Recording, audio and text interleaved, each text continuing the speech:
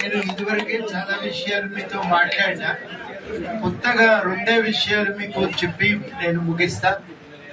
మొదటి విషయం ఏంటంటే, తెలంగాణ రాష్ట్ర సాధనలో ప్రజలందరి భాగస్వామ్యం ఉన్నప్పటికీ, మనలాంటి వాళ్ళందరం దీంట్లో పోరాటంలో పాల్గొన్నప్పటికీ కూడా ఒక 10 సంవత్సరాల పాటు అసలు మన ఊసే లేదు, మన ప్రస్తావనే లేదు, అసలు మన ఉనికికి సంబంధించిన విషయాన్ని కూడా అంగీకరించలేదు.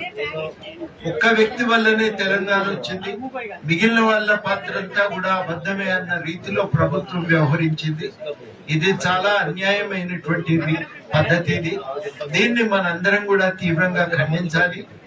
ఇవాళ మనం ఏమంటున్నామంటే, ప్రజలందరి భాగస్వామ్యంతోనే తెలంగాణ వచ్చింది. అనేక మంది ప్రాణాలు త్యాగం చేసిండ్రు, బలిదానాలకు పాల్పడ్డారు, గాయపడ్డారు. వారి పోరాట స్ఫూర్తి వల్ల తెలంగాణ వచ్చిందని మనం చెప్తున్నాం.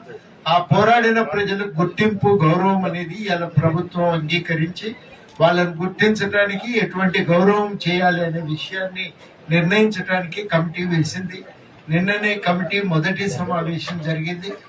అధికారులతో సమాచార సేకరణకు అనుసరించవలసిన పద్ధతుల గురించిన విషయాలు మాట్లాడటం జరిగింది నిన్న. ఆ విషయాల్లో వాళ్ళు ప్రధానంగా సమాచారం ఎట్లా సేకరించవచ్చు వాళ్ళు సూచన చేసినారు. కమిటీ అభిప్రాయాలు కూడా తెలియజెప్పింది వారికి. అదే నిన్న జరిగినటువంటి చర్చ. ఈ ప్రక్రియ ముందుకు సాగుతుంది. ఆలస్యం కాకుండా 4వ తారీఖు నాడే అఖిలపక్ష సమావేశం కూడా పెట్టాలని, ఆ తర్వాత ఉద్యమకారులతో కూడా మాట్లాడాలని చెప్పి అనుకోవటం జరిగింది. అందరితో మాట్లాడిన తర్వాతనే విధి విధానాలు అంటే క్రైటీరియాను నిర్ణయం చేసి మరి ఉద్యమకారుల గుర్తింపు ప్రక్రియను ప్రారంభిస్తారు. అది తప్పకుండా ఆగకుండా సాగుతుందని సందర్భంగా తెలియజేస్తూ నాకు ఈ అవకాశం ఇచ్చినందుకు కృతజ్ఞతలతో సెలవు.